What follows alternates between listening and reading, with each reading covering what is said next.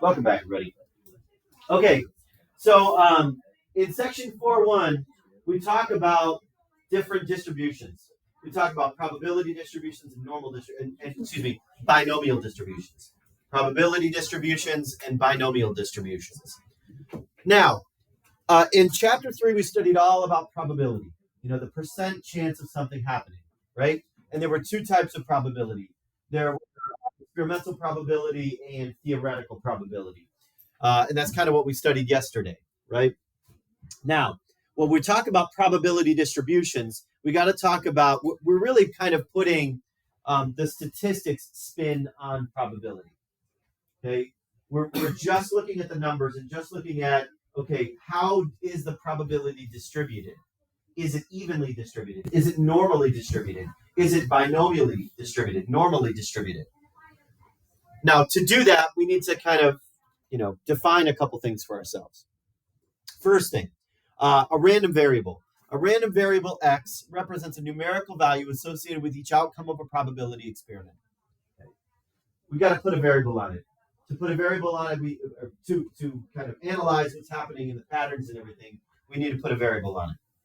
So we're going to say random variable, whatever we choose, we'll choose x. A random variable x represents a numerical value associated with each outcome of a probability experiment. This is going to be how we associate, we put a numerical value on the outcome.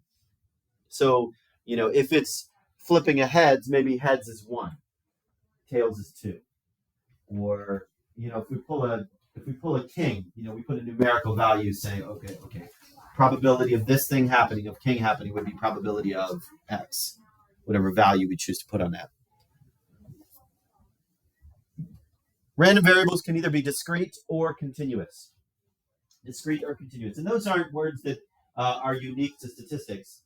You probably study discrete and continuous things. I think I teach it back in Algebra 1. We talk about discrete and continuous data when we make scatter plots and things like that. Discrete data are the things that are countable, are the things that are concrete, only whole values of things. Not necessarily whole values of things, but things that are finite, countable. A random variable is discrete if it has a finite or countable number of possible outcomes that can be listed. Like how many people are in this room? It's finite, right? There's no, it's not continuous. Continuous being, it is if it has an uncountable number of possible outcomes represented by an interval on a number line. What do I think about that in terms of temperature? Temperature is a great example of something that has continuity. It's not like, we usually measure it in whole degrees, like it's 72 degrees outside, but can it be 72.5? Yeah. Can it be 72.4? Yeah. Can it be 72.44? Yeah. Could it be 72.444? Yeah. And it's not like it's jumping up in terms of, whole degrees. It's a continuous line upward or downward, flowing upward or downward. Same thing is true for length. If I want to measure a certain length, I could really keep going, zooming in and zooming in and zooming in and zooming in and saying, okay, well, if something's growing at a certain rate, it's never, stopping growing. It's not like it's chunking up. It's going up continuously. So again, a discrete variable is something that is finite or countable. A continuous variable is something that is uncountable, something that is represented by an interval on a number line. Okay. Again, continuous measurements of things. Those are usually continuous things. Yeah. Whether it's degrees or whether it's length or whether it's volume or something like that. So let's talk about discrete versus continuous. The number of donuts in a box, discrete or continuous? Discrete. I can count them, right? Even if I take half a donut, right? I can still count that half a donut, right? That is still countable, right? So that's still discrete. We've got discrete here. Okay, what about pounds of jelly bellies purchased at a bulk candy store? Continuous or discrete? Continuous. It's a measurement of something, right? Measurement of pounds, measurement of weight. That is continuous. What about, where am I going at? Length of time to run a marathon. Length of time to run a marathon.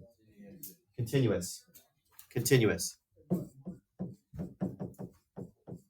It's time, right? I the clock reads something up on the top, but I could get more fine. I could, think about it as like zooming in and zooming in and zooming in on that time to get even more specific and more specific and more specific with that time. We're just kind of rounding the time with the clock up on top. Length of time, same thing. Length of time to run a 100-meter dash. Continuous. Now, why do we have to be so specific about whether something is continuous or discrete? Well, they follow different rules. Okay, they follow different rules. If something is discrete, we can use a certain formula or certain set of parameters. But if something is continuous, maybe we have to change that up a little bit. Okay, so these are discrete probability distributions. This is for a discrete probability distribution. A discrete probability distribution lists each possible value of that the random variable can assume, together with its probability. A probability distribution must satisfy the following conditions. So when I say to write a probability distribution, I'm just asking you to write out all the possible outcomes that could occur, along with their probabilities. Right? I'm asking you to write out all the probabilities that it could occur, along with their probabilities. Now, some things that have to happen. They must satisfy these conditions. The probability P of X has to be between 0 and 1. You can't get a probability of something greater than 1. You can't get a probability of something less than 0.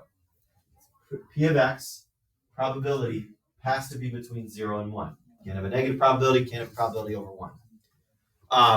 The sum of P of X always has to equal 1.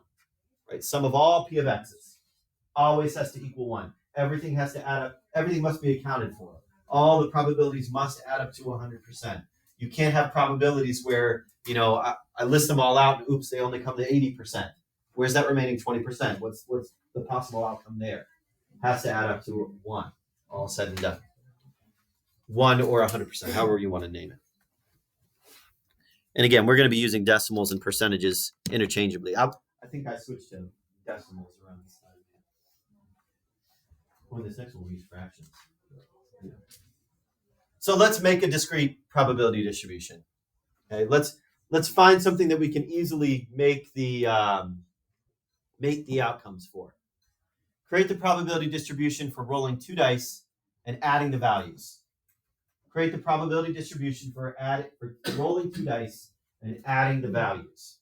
Okay, now what are the possible outcomes that could occur? Could I get a 1? I'm rolling 2 dice. Can I get a 1? Can I get a 2? Can I get 3? Yep. 4, 5, 6, all the way up to 12, right? 7, 8, 9, 10, 11, 12. All of these together are going to make us the probability distribution. Now, what's the probability of getting a 2? What's the probability of getting a 2? 1/6 times 1/6, right? 1/36.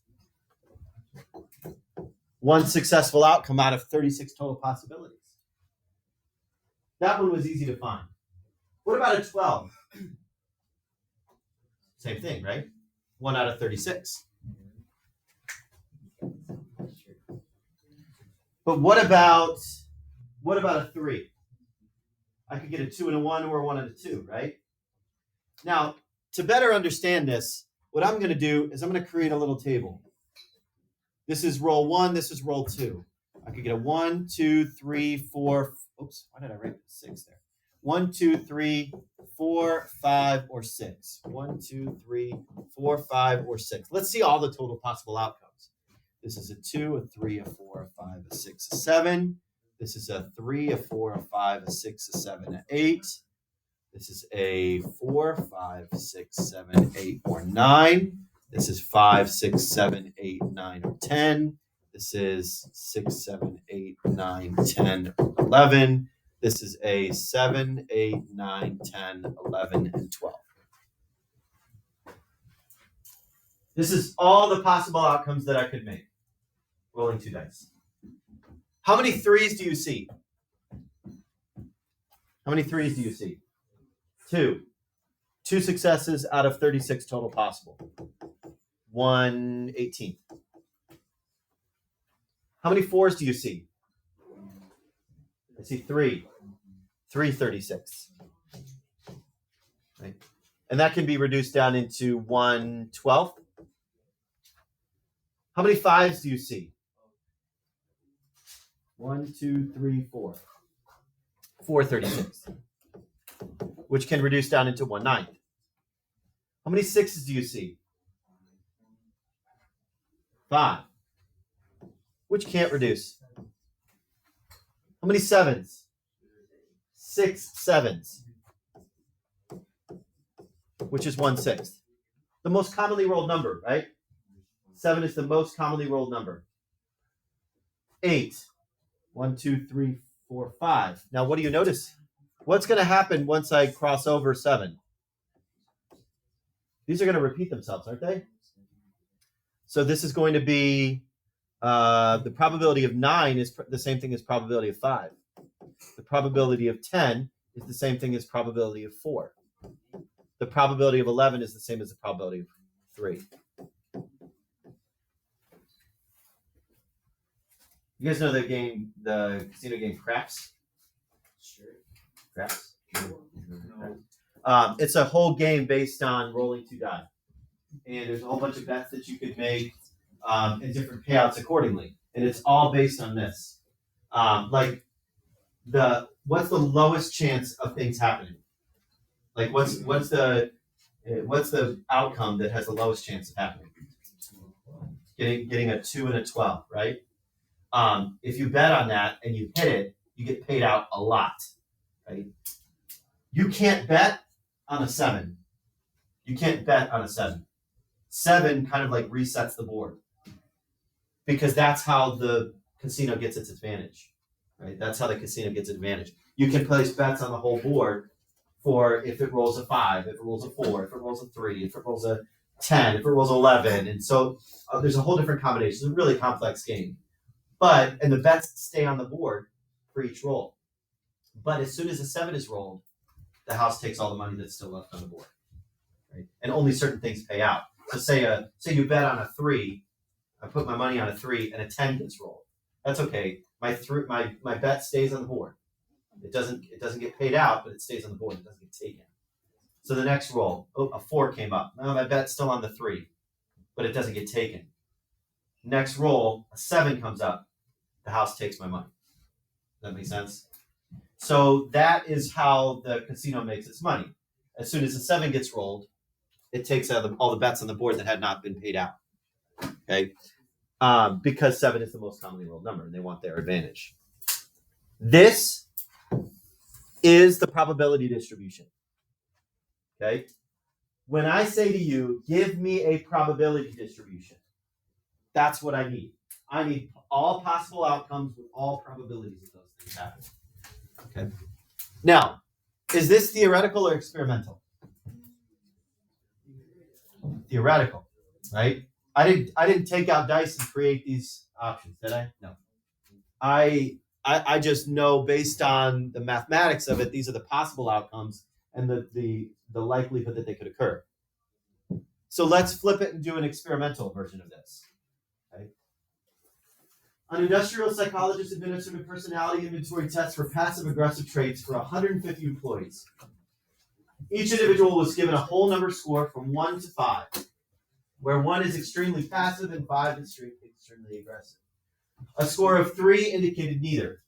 The results are shown. Construct a probability distribution for the random variable x. So here's my frequency distribution.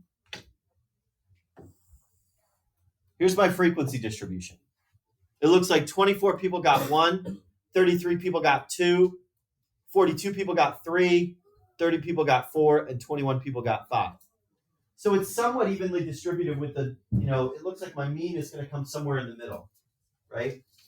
It doesn't look too skewed in either direction. Maybe a little bit up toward the top. Maybe this workplace is a little bit more passive than it is aggressive. Now, what I want to do is find the probability distribution. Now, spoiler alert, you've already done probability distributions. To find a probability distribution, P of X, you're really just finding a relative frequency. That's really all you're doing here.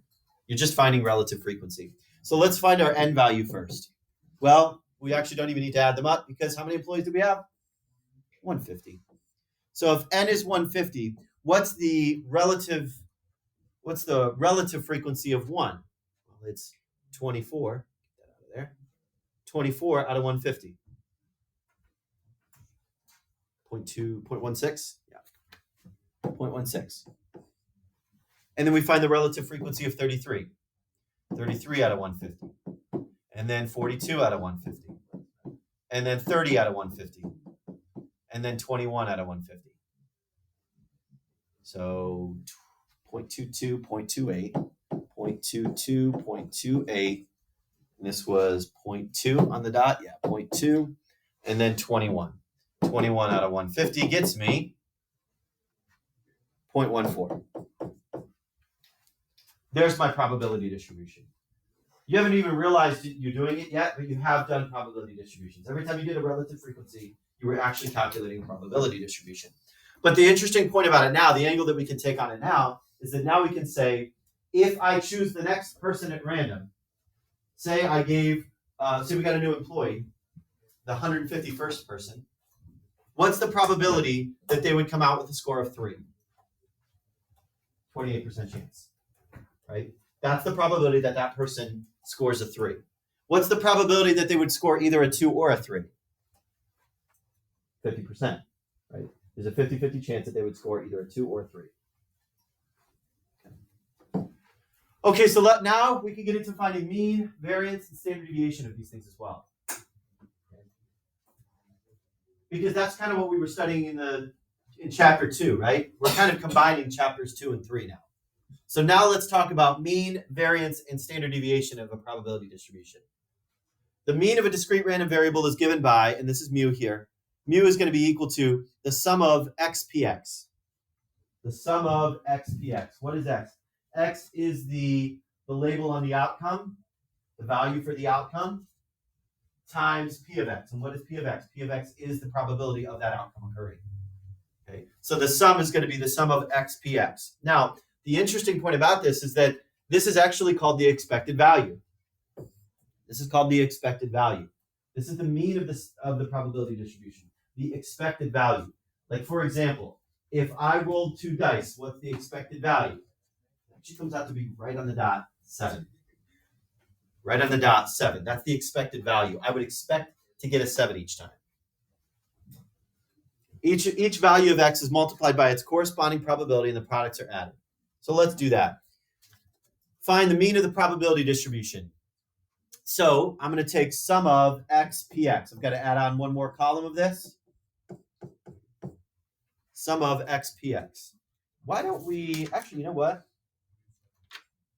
Instead of doing this, let's do the other one. Let's do this one. Let's do xpx. Here.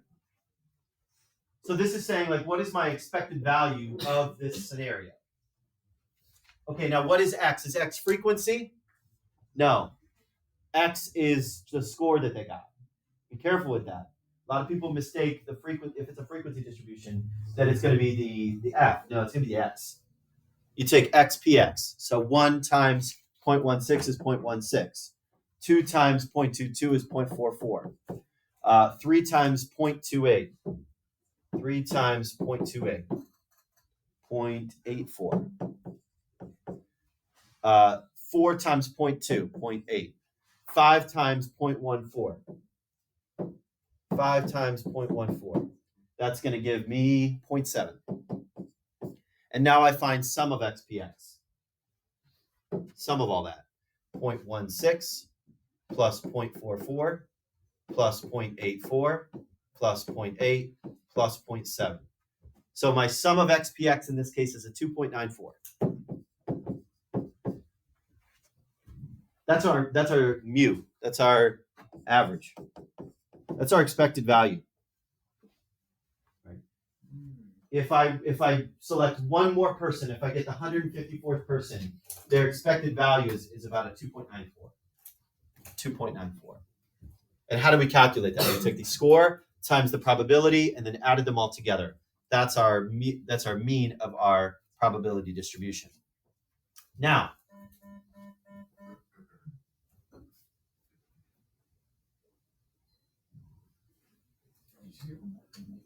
I hear her, but like, it's like,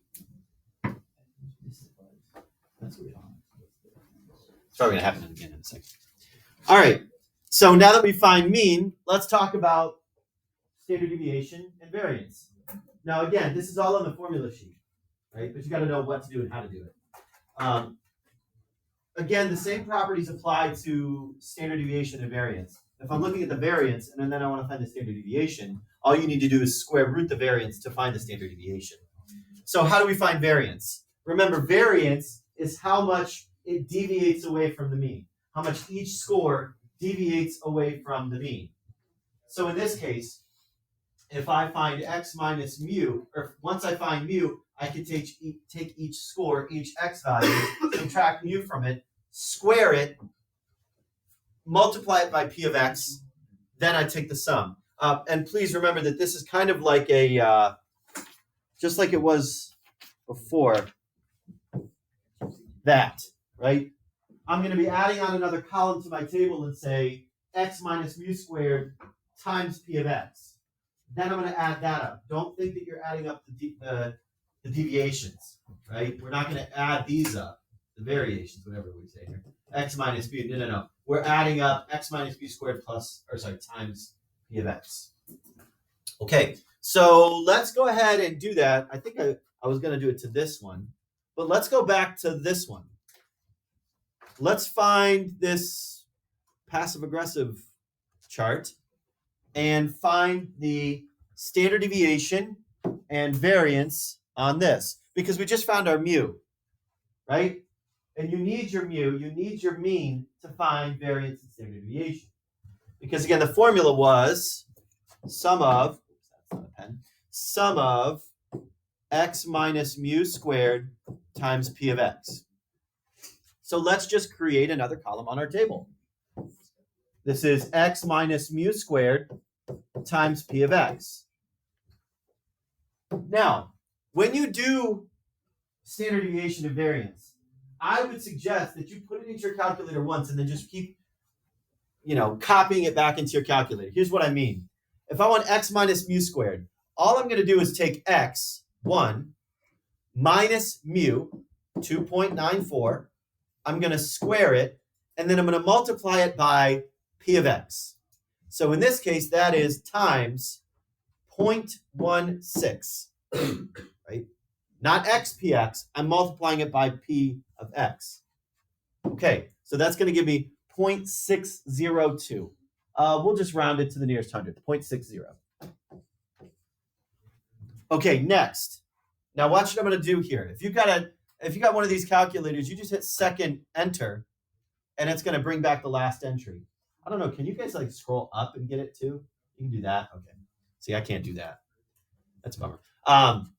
So I'm just going to go here, and instead of 1, I'm going to do it on 2. I'm not going to change the 2.94, right? It's still x minus mu. But now I've got to go to the probability, but the probability is not 0.16 anymore. The probability is 0.22.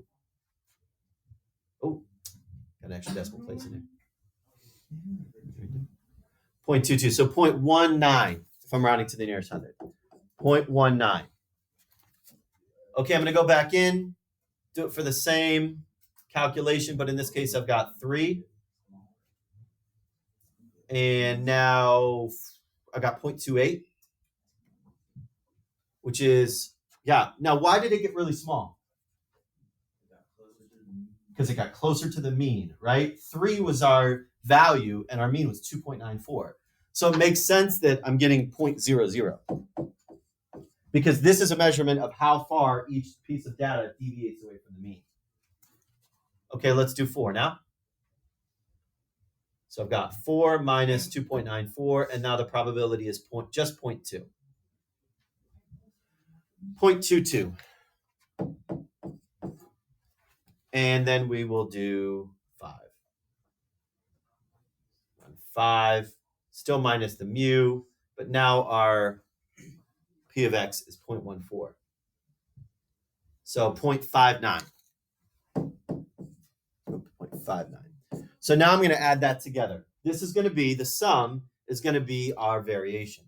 0.6 plus, our variance, 0.6 plus 0.19 plus 0 plus 0.22 plus 0.59. Okay, 1.6.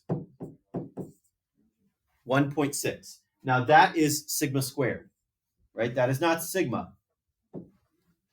Sigma squared, or our variance, is 1.6. So our standard deviation, our sigma, is the square root of 1.6.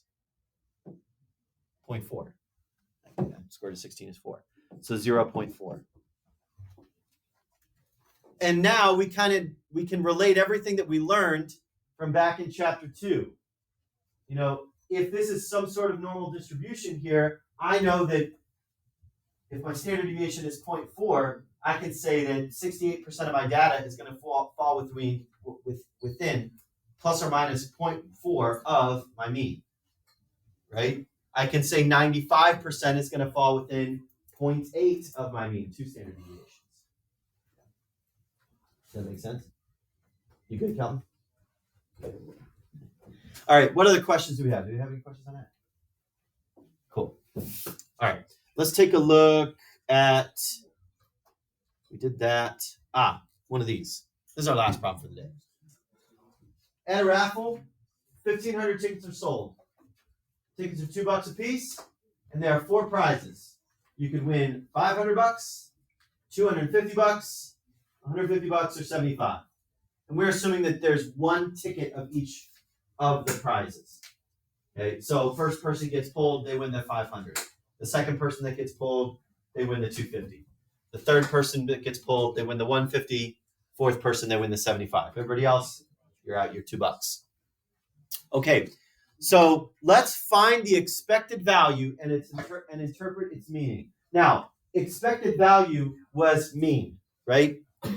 It's mu, which is x px. I don't know why I put an extra parenthesis in there, but it's x px. That's what we want to find. So in that, we need to create a probability distribution. We need to create a probability distribution. So let's do that. Okay, the winnings, $500, $250, $150, $75, or 0, right? Let's think about it as net gain. Net gain. If I buy and this is going to be our discrete random variable. If I buy our ticket at $2 and I win 500, how much what's my net gain? $498. Okay. 248. 148. 73. What's my net gain if I don't win? -2. Okay, so there's my x. Let's find px. Let's find px. Let's find the probability of those things happening. Getting a $498, netting a $498. What's my probability of that happening? 1 out of 1,500. And I guess I have to be a little bit more specific here. You know, the way I explained it, I have pulled the $500 winner. Would I put that $500 winner back in the pot? My assumption is no, right? I did my calculations on yes. I think we would probably say a no, right? It's not like you can win. That'd be unfair. Okay, so I'm going to throw this out. So we would say 1 out of, how many are left? $14.99. Okay, we've already pulled the next ticket now. 1 out of $14.98. Now we pulled the next ticket. 1 out of $14.97. And then how many remaining tickets are there? So, oh, now I don't know if I want to do it this way. Is that going to screw me up here?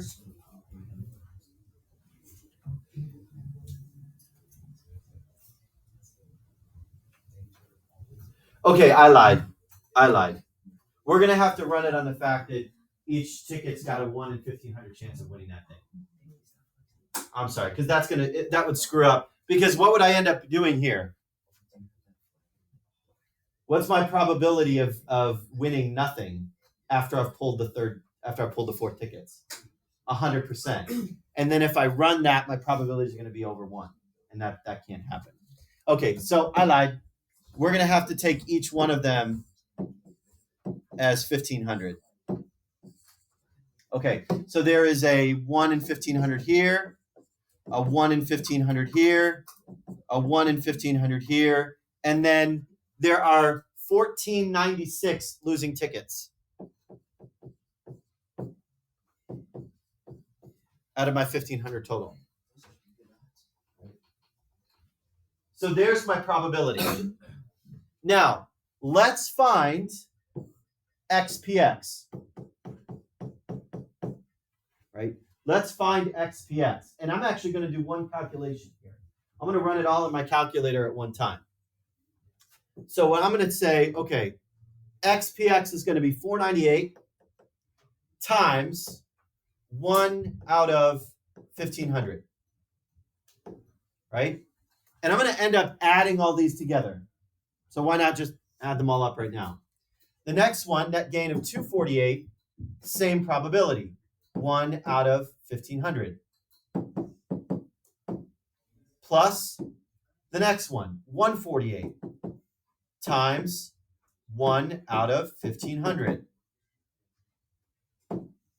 Next ticket, $73 net gain times 1 out of 1,500.